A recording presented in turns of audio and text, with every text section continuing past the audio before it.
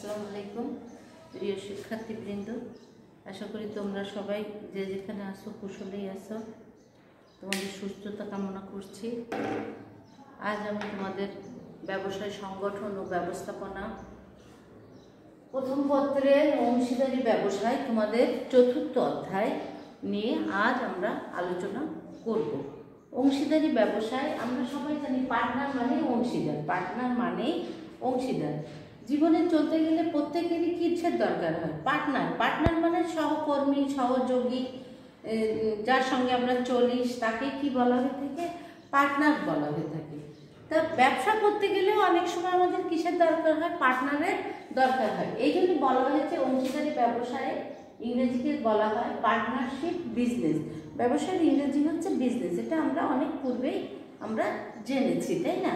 তাহলে আমরা জানি যে মানুষ সামাজিক জীব, সমাজ ছাড়া মানুষ চলতে পারে না। এই সমাজের তাগিদে প্রয়োজনে মানুষ সময়ের সাথে তাল মিলিয়ে আস্তে আস্তে এক সময় কি করছে, সে তার এই যে সমাজবদ্ধভাবে মিলে চলতে সে কি হয়েছে, প্রাকৃতিকগতভাবে সে নিজেকে একটি সমন্বয় করে নিয়েছে। নানা প্রয়োজনে যেমন মানুষ একত্রিত হয়, ঠিক তেমনিভাবে মানুষ তার প্রয়োজনে কয়েকজন মিলে একটি ব্যবসায় কি করে থাকে, প্রতিষ্ঠান গড়ে তুলে থাকে।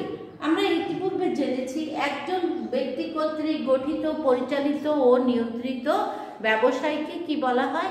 এক মালিকানা ব্যবসায় বলা হয়ে থাকে। যে ব্যবসায়ের মালিক মাত্র একজন তাকেই এক মালিকানা ব্যবসায় বলে। ঠিক তদ্রূপ যে ব্যবসায়ের মালিক একের অধিক, দুই বা ততোধিক, আমরা বলতে পারি একের অধিক মানে দুই বা ততোধিক ব্যক্তি যখন কোনো ব্যবসায় প্রতিষ্ঠান গড়ে তোলে তখন তাকে কি বলা হয়ে থাকে? অংশীদারি ব্যবসায় বলা হয়ে থাকে।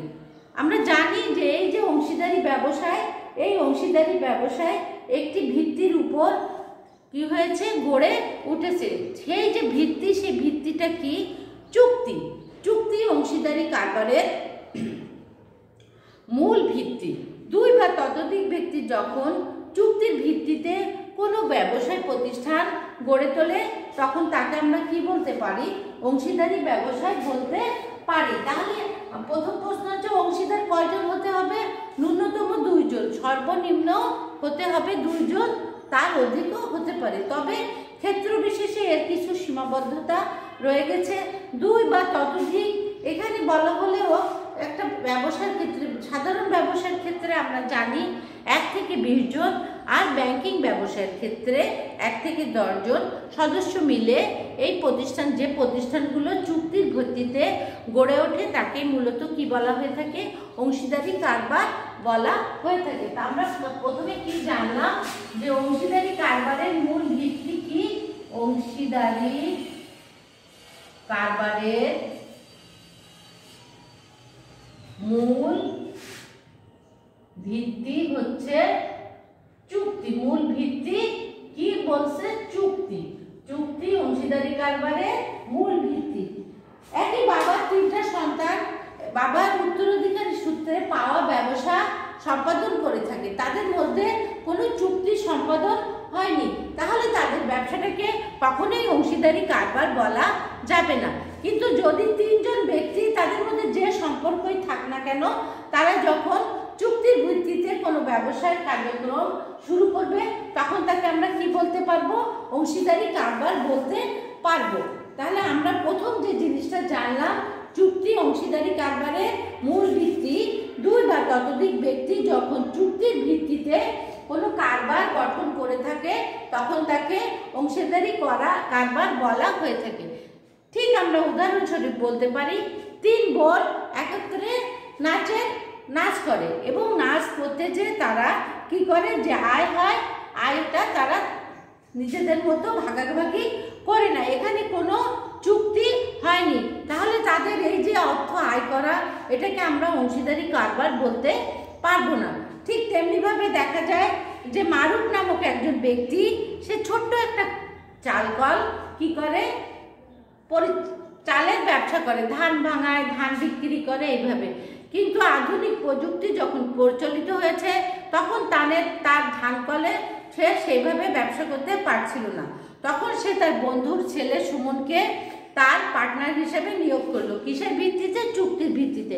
লাভ লোকসান তারা যে কোনোভাবে ভাগ করে নেবে। এই যে একজন আরেকজনকে যখন, এবং তাতে দেখা গেল তাদের যে সুমন তার উদ্যোগে ব্যবসাটা দিন দিন আরও ভালো একটা অবস্থানে পৌঁছে গেল। তাহলে আমরা বলতে পারি যে দুই বা ততোধিক ব্যক্তি যখন চুক্তির ভিত্তিতে কোনো কারবার গঠন করে থাকে তখন তাকে কি বলা হয়ে থাকে? অংশীদারি কারবার বলা হয়ে থাকে। চুক্তিবদ্ধ সম্পর্কের ভিত্তিতে একাধিক ব্যক্তি, তাহলে আমরা যদি সংখ্যাগতভাবে চলে আসি, যদি তোমাদেরকে প্রশ্ন করে যে অংশীদারি কারবার কাকে বলে, তাহলে তোমরা এক কথায় বলবে যে চুক্তিবদ্ধ সম্পর্কের ভিত্তিতে একাধিক ব্যক্তি কর্তৃক গঠিত, পরিচালিত ও নিয়ন্ত্রিত কারবারকে কি বলা হয়ে থাকে? অংশীদারি কারবার বলা হয়ে থাকে। মূলত দেখা যায় যে এক মালিকানা কারবারের সীমাবদ্ধতা কাটিয়ে উঠে আমরা কি করি? আরো অধিক ব্যবসায়ের সুবিধা লাভের আশায় অংশীদারি কারবারগুলো গঠন করা হয়ে থাকে। এখানে বলা হয়েছে একের সামর্থ্য থেকে 10-এর সামর্থ্য একসাথে মিললে ব্যবসাটা আরো বৃহৎ আকারে করা সম্ভব হয়। সুতরাং আমরা বলতে পারি যে অংশীদারি কারবার ব্যবসায়ের একটি, এক মালিকানা কারবার যেমন প্রাচীনতম সংগঠন, ঠিক তেমনিভাবে মানুষ তার প্রয়োজনের তাগিদে কি করেছিল? অংশীদারি কারবার গঠন করেছিল। কিসের ভিত্তিতে?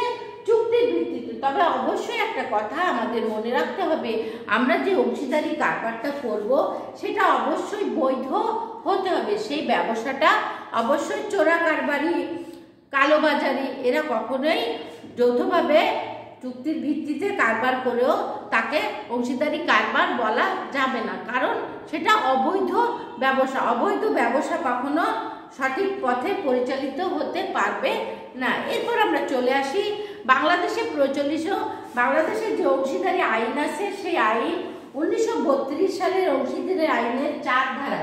1932 সালের অংশীদারি আইনের কত ধারায় বলা হয়েছে? 4 ধারায়। আমরা জানি যেহেতু অংশীদারি কারবার একটি আইনগত ব্যাপার থেকে যায়, সেখানে সবার অধিকার, তার সুবিধা এগুলো ভোগ করার অধিকার থাকে। অতএব এটা আইন কর্তৃক গঠিত, পরিচালিত ও নিয়ন্ত্রিত হয়ে থাকে।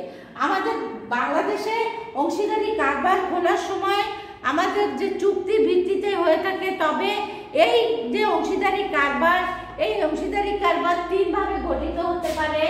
একটা হচ্ছে মৌখিক, একটা হচ্ছে মৌখিক, একটা হচ্ছে মৌখিক, আর একটা হচ্ছে লিখিত। লিখিত 3 নম্বর হচ্ছে লিখিত ও নিবন্ধিত। লিখিত ও নিবন্ধিত। নিবন্ধিত বলা হয়েছে কি? মৌখিক মানে মুখে মুখে দুজন চুক্তি করে কি করলো? ব্যবসা শুরু করে দিল। কিন্তু যদি মনে করা হয় যে অংশীদারদের মধ্যে সম্পর্ক খারাপ হতে পারে, তারা কেউ কাউকে কখনো ভুল বোঝাবুঝি হতে পারে, কেউ কোনো শর্ত অস্বীকার করতে পারে, তখন সেই চুক্তিটা অবশ্যই কি হতে পারে? লিখিত হতে পারে। তার থেকেও বড় কথা, কেউ যদি মনে করে যে মুখে মুখে চুক্তি আর লিখিত চুক্তি না করে আমরা একটু শক্ত সমর্থভাবে চুক্তিটা করি, যাতে কেউ ফাঁকিতে না পড়ে, তখন সেটা কি করতে হবে? রেজিস্ট্রেশন করতে হবে, লিখিত ও নিবন্ধিত হতে হবে। তাহলে আমরা বলতে পারি 1932 সালের অংশীদারি আইনের কত ধারায় বলা হয়েছে? 4 ধারায় বলা হয়েছে সকলের দ্বারা অথবা সকলের দ্বারা বা সকলের পক্ষে একজনের দ্বারা পরিচালিত ব্যবসায়ের মুনাফা নিজেদের মধ্যে বন্টনের নিমিত্তে চুক্তিবদ্ধ ব্যক্তিগত যে ব্যবসায় সংগঠন গঠিত করে তাকে কি বলা হয়? অংশীদারি কারবার বলা হয়ে থাকে। তাহলে আমরা 2টা সংজ্ঞা পেলাম। একটা হচ্ছে এক মালিকানা ব্যবসায় অসুবিধা সমূহ দূর করিবার জন্য আমরা 2 বা ততোধিক ব্যক্তি কর্তৃক গঠিত, পরিচালিত ও নিয়ন্ত্রিত কারবারকে আমরা কি বলতে পারি? অংশীদারি কারবার বলতে পারি। আর দ্বিতীয়ত চলে আসছে আমাদের বাংলাদেশে যে ধারায় অংশীদারি ব্যবসাটা গঠিত, পরিচালিত ও নিয়ন্ত্রিত হয়, সেটা হচ্ছে কি? 1932 সালের অংশীদারি আইনের 4 ধারায় বলা হয়েছে এক বা একের অধিক ব্যক্তি কর্তৃক ব্যক্তি কর্তৃক পরিচালিত নিয়ন্ত্রিত ব্যবসায়কে নিজেদের মধ্যে তাদের মুনাফা বন্টনের লক্ষ্যে চুক্তিবদ্ধ ব্যক্তিবর্গ যে সকল ব্যবসায় গঠন করে থাকে তাকে অংশীদারি কারবার বলে। সুতরাং আমরা জানতে পারলাম কি, যে চুক্তি অংশীদারি কারবারের মূল ভিত্তি। ব্যবসায় পরিচালনার ক্ষেত্রে চুক্তি প্রথম এখানে গুরুত্বপূর্ণ ভূমিকা পালন করে। পরবর্তীতে আমরা বলতে পারি এই চুক্তি ছাড়া আর কিভাবে তাদের মুনাফা বণ্টিত হবে, কিভাবে তাদের ব্যবসাটা পরিচালিত হবে, এখানে সবকিছু সকল অংশীদারের সকল সম্মতিক্রমে কাজটা সম্পাদন করা হয়ে থাকে সুন্দরভাবে। তাহলে আমরা বলতে পারি যে বাংলাদেশের 1932 সালের অংশীদারি আইন অনুযায়ী এই ব্যবসা গঠিত, পরিচালিত ও নিয়ন্ত্রিত হয়। প্রিয় শিক্ষার্থী, তোমরা অবশ্যই খেয়াল করেছো যে অংশীদারি কারবার সম্পর্কে তোমাদের পূর্বেই একটা ধারণা ছিল। আজ আমরা আরো ভালোভাবে জানতে পারলাম যে অংশীদারি কারবার কাকে বলে। তাহলে আমরা সংজ্ঞা আলোচনা থেকে জানতে পারলাম যে অংশীদারি কারবারের মূল ভিত্তি হচ্ছে চুক্তি। এর সদস্য সংখ্যা কত হবে? 2 বা তার অধিক। তবে সাধারণ ব্যবসায়ের ক্ষেত্রে বলা হয়েছে 2 থেকে 20 জন, ব্যাংকিং ব্যবসায়ের ক্ষেত্রে বলা হয়েছে 2 থেকে 10 জন। এই যে অংশীদারি কারবার, এটা 3 ভাবে সংগঠিত হতে পারে। মৌখিকভাবে হতে পারে, লিখিতভাবে হতে পারে, লিখিত ও নিবন্ধিত এভাবেও হতে পারে। এর পরবর্তীতে আমরা চলে আসি অংশীদারি কারবারের বৈশিষ্ট্য সমূহ। প্রথমে আমরা আলোচনা করলাম অংশীদারি কারবার কাকে বলে। এবার আমরা চলে আসবো অংশীদারি কারবারের বৈশিষ্ট্য সমূহ।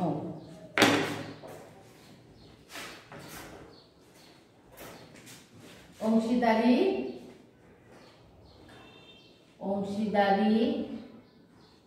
কারবারের বৈশিষ্ট্য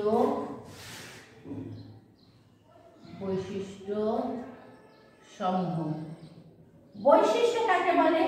যে একজন থেকে অপরজনকে আলাদা করার জন্য আমরা বিশেষ কিছু দিক নির্দেশনা পেয়ে থাকি, যে জিনিসগুলো দেখে আমরা একটা থেকে একটা জিনিসকে আলাদা করতে পারি। যেমন একটা ভালো ছেলে, একটা মন্দ ছেলে, এই দুইটা জিনিস আমরা কি দেখতে ভাবে আলাদা করতে পারি? তাদের চারিত্রিক কিছু বৈশিষ্ট্য দেখে।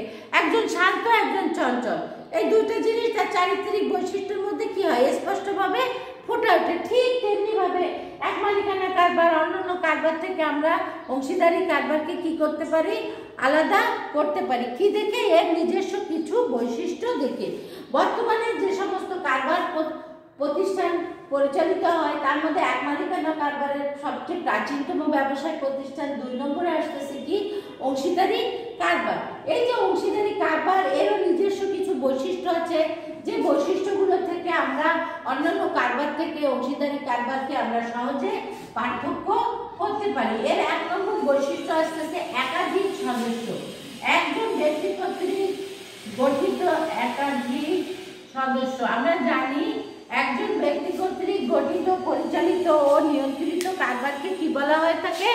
এক মালিকানা কারবার বলা হয়ে থাকে।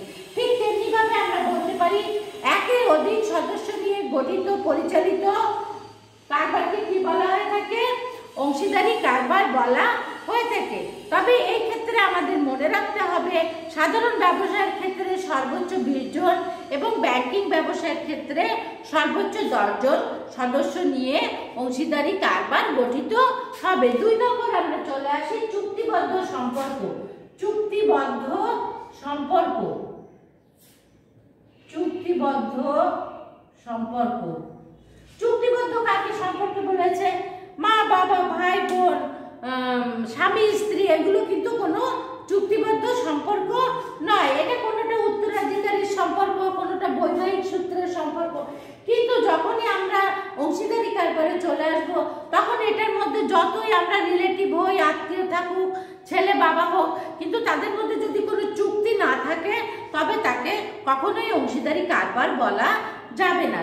অংশীদারি কারবার হতে গেলে তাকে অবশ্যই একটি চুক্তিবদ্ধ সম্পর্কের মধ্যে চলে আসতে হবে। চুক্তির আলোকে মূলত এই কারবারের সৃষ্টি বা জন্ম হয়ে থাকে। থাকে, অংশীদারদের মধ্যে অন্য কোনো সম্পর্ক থাকতে পারে, তবে সেটা ব্যবসায়িক ক্ষেত্রে অগ্রগণ্য বলে গণ্য হবে না। মূলত বলা হয়ে থাকে এই চুক্তি মৌখিক, লিখিত এবং নিবন্ধিত যে কোনো ধরনের হতে পারে। 3 নম্বর চলে আসছি আমরা, মূলধন সরবরাহ। মূলধন সরবরাহ, মূলধন সরবরাহ, মূলধন। এখন আমরা জানি একের অধিক ব্যক্তি যদি হয় তাহলে মূলধনের পরিমাণটাও অনেক বেশি হয়, মূলধনের পরিমাণটাও অনেক বেশি হয়।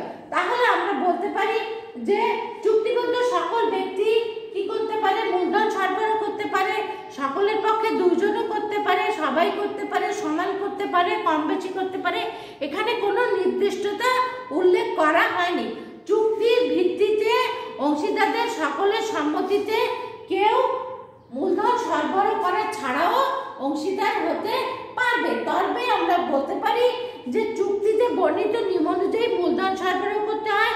অবশ্য চুক্তিতে উল্লেখ থাকলে কেউ মূলধন বিনিয়োগ ছাড়াও অংশীদার হতে পারে। প্রতিষ্ঠানের মালিক নির্ধারণের ক্ষেত্রে অংশীদারদের সরবরাহকৃত মূলধন অনুযায়ী মালিকানার শর্ত নির্ধারিত হয়ে থাকে। কে প্রতিষ্ঠানে সবচেয়ে ব্যবসাটা পরিচালনা করবে, কার হাতে দায়িত্ব থাকবে, এটা অনেক সময় যারা যে পরিমাণ মূলধন সরবরাহ করে তার উপর ভিত্তি করেও এটা নির্ধারণ করা হয়ে থাকে। 4 নম্বরে চলে আসছি আমরা, পরিচালনা। ব্যবসাটা কিভাবে পরিচালিত হবে? পরিচালনা, একটি কাজ করতে গেলে তাকে অবশ্যই কাউকে না কাউকে কি করতে হয়, পরিচালনা করতে হয়। কে ব্যবসায়টা পরিচালনা করবে এটা আমাদের কি করতে হবে, ওই মালিকদের মধ্যে সবার পক্ষে 1 জন 2 জন না, সবাই মিলে ব্যবসাটা পরিচালনা করবে। তা সবার সম্মতিতে কি করা হবে, ঠিক করা হবে। এই ব্যবসায় সকল অংশীদার কর্তৃক বা সকলের পক্ষে 1 জনের দ্বারা পরিচালিত হতে পারে। এটা অংশীদার আইনের ওই 4 ধারায় উল্লেখ করা হয়েছে। ব্যবসায় সকল সাধারণ অংশীদার যাদের দায় অসীম এরূপ ব্যবসায় পরিচালনায় অংশ নিতে পারে, কিন্তু অংশীদারদের বাইরে কেউ সাধারণত ব্যবসা পরিচালনায় অংশগ্রহণ করতে পারে না। এরপরে চলে আসছি আমরা লাভ ক্ষতি বন্টন। লাভ ক্ষতি বন্টন। এখন যে কোনো কাজ করতে গেলে সেটা আমরা যেমন আশা করি লাভ হবে, ঠিক তেমনি ভাবে সেটা লোকসানও হতে পারে। আমি লাভের সাথে থাকবো, লোকসানের ভাগ নেব না, তা কখনো হতে পারে না। একসাথে যখনই সবাই চুক্তিবদ্ধভাবে কোনো কাজ করবে তখন তারা লাভও যেমন বন্টন করবে, কিভাবে সেটাও তারা নিজেরা কি করবে, ঠিক করে নেবে। ঠিক ক্ষতি হলেও তার দায় কে কতটুকু বহন করবে। তবে মূলত আমরা যেটা বুঝি বা জানি যে অংশীদারগণ সকলেই লাভ ক্ষতি সমানভাবেই বন্টন করে নিতে হয়। তবে যদি বিশেষ কোথাও উল্লেখ থাকে যে লাভ ক্ষতি কোনো অংশীদারকে সমানভাবে বহন করতে পারবে না, সেক্ষেত্রে সেই ব্যাপারটা আলাদা হিসাবে ধরে নেওয়া হয়। অতএব আমরা বলতে পারি লাভ ক্ষতি অংশীদারদের মধ্যে প্রায় সমানভাবেই বন্টিত হবে। এরপরে বলছে সবার মধ্যে পারস্পরিক আস্থা ও বিশ্বাস। পারস্পরিক আস্থা ও বিশ্বাস। আমরা জানি মানুষের মধ্যে মানুষের সম্পর্ক স্থাপনের সবচেয়ে প্রথম যে কাজ বিষয়টি গুরুত্বপূর্ণ ভূমিকা পালন করে সেটা হচ্ছে একের প্রতি একের আস্থা এবং বিশ্বাস। যেখানে বিশ্বাস থাকে না, যেখানে আস্থা থাকে না, সেখানে কোনো সম্পর্ক গড়ে উঠতে পারে না। যখনই কারোর মধ্যে ভালো আস্থা থাকবে, বিশ্বাস থাকবে, তখনই তাদের সম্পর্কটা কি হবে, খুব গভীর হবে। এবং ঠিক তারা এই যে অংশীদারি কারবার, এটা কিছুটা পারস্পরিক আস্থা ও বিশ্বাসের উপর ভিত্তি করে গড়ে ওঠে। আমরা যদি একে অপরকে বিশ্বাস করতে না পারি, একের পরে অপরের যদি আস্থা না থাকে, তাহলে অংশীদারি কারবারটা টিকিয়ে রাখা সম্ভব নয়। কারণ এই ব্যবসাটা সম্পূর্ণ একে অপরের আস্থা ও বিশ্বাসের উপর ভিত্তি করে গড়ে ওঠে। এর পরের পদ্ধতিতে আমরা চলে আসি, অন্যতম বৈশিষ্ট্য হচ্ছে পারস্পরিক প্রতিনিধিত্ব। পারস্পরিক প্রতিনিধিত্ব, পারস্পরিক প্রতিনিধিত্ব। প্রতিনিধিত্ব মানে কি, যে একটা প্রতিষ্ঠান, এখানে আমরা 5 জন আছি, কিন্তু সবাই ওই 5 জনই সমানভাবে মানুষের সাথে চলতে পারে না, কথা বলতে পারে না, কোনো কাজের ডিলিংস করতে পারে না। তাহলে এখানে কি করতে হবে, একজন আরেকজনের যে ভালো কথা বলতে পারে সে মানুষের সামনে কথা বলবে, ফেস করবে, ব্যবসায় ভালো মন্দ তুলে বলবে। এই যে একের পক্ষে আরেকজন কি করতেছে, ব্যবসাটাকে মানুষের সামনে উপস্থাপন করছে, মানুষকে ধারণা প্রদান করছে, এটাই হচ্ছে কি প্রতিনিধিত্ব। একজনের পক্ষে আরেকজন যখন কাজ করে দেয় তখনই তাকে কি বলা হয়ে থাকে, প্রতিনিধি বলা হয়ে থাকে। এরপরে আমরা চলে আসি 8 নম্বরে, আইনগত সত্তার অনুপস্থিতি। আইনগত সত্তার অনুপস্থিতি।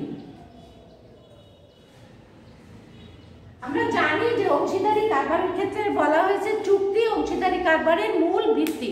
এখানে আইনগত একটা ব্যাপার হয়ে গেছে, দেশে প্রচলিত একটি আইন আছে, তারপরে বলা হয়েছে যে সবসময় যে অংশীদারি কারবার আইনের ভিত্তিতেই গঠিত, পরিচালিত, নিয়ন্ত্রিত হয় তা কিন্তু নয়। অনেক ক্ষেত্রেই দেখা যায় যে এক্ষেত্রে আইনগত সত্তার অনুপস্থিতি পরিলক্ষিত হচ্ছে। এরপরে আমরা চলে আসছি স্থায়িত্বের অনিশ্চয়তা। স্থায়িত্বের অনিশ্চয়তা। স্থায়িত্বের অনিশ্চয়তা কাকে বলেছে, যে যদি কারোর মধ্যে কোনো অংশীদারের মৃত্যু হয়, কোনো অংশীদার যদি ভুল বোঝাবুঝি করে, কোনো অংশীদার যদি ব্যবসায় পরিবর্তন করতে চায়, সকলে যদি ঐক্যমত হতে না পারে, তাহলে অংশীদারি কারবারটা কি হতে পারে, বিলুপ্ত হতে পারে। অতএব আমরা বলতে পারি যে অংশীদারি কারবার কখনোই চিরস্থায়ী অস্তিত্বের অধিকারী নয়, এটার মধ্যে স্থায়িত্বের ব্যাপারে কিছুটা অনিশ্চয়তা থেকে যায়। তাহলে আমরা পরিশেষে বলতে পারি যে অংশীদারি কারবারকে আমরা অন্যান্য কারবার থেকে এই বৈশিষ্ট্যগুলোর কারণে আমরা আলাদাভাবে দেখতে পারি। প্রিয় শিক্ষার্থীরা, আজ আমরা তোমাদের অংশীদারি ব্যবসায় কাকে বলে, অংশীদারি কারবার কিভাবে গঠিত হয়, অংশীদারি কারবারের বৈশিষ্ট্য ইত্যাদি সম্পর্কে তোমাদের ধারণা প্রদান করলাম। এই অধ্যায়ের এই আলোচনা থেকে আমরা কি শিখতে পারলাম, যে চুক্তি অংশীদারি কারবারের মূল ভিত্তি। চুক্তি হতে হবে কাদের মধ্যে, 2 বা ততোধিক ব্যক্তির মধ্যে। তারপরে বলা হয়েছে অংশীদারি কারবারের সদস্য সংখ্যা কত হবে, সাধারণ ব্যবসার ক্ষেত্রে 2 থেকে 20 জন, আর ব্যাংকিং ব্যবসার ক্ষেত্রে 1 থেকে 10 জন। আবার বলা হয়েছে এটা কত সালের অংশীদারি আইন অনুযায়ী পরিচালিত হয়, বাংলাদেশে 1932 সালের অংশীদারি আইন। কত ধারা, 4 ধারা। আমরা এইভাবে ছোট ছোট প্রশ্নগুলো শিখে নেব। আমরা অংশীদারি কারবারের সামনে যে আলোচনা করব এর সুবিধা এবং অসুবিধা সমূহ। সকলকে ধন্যবাদ।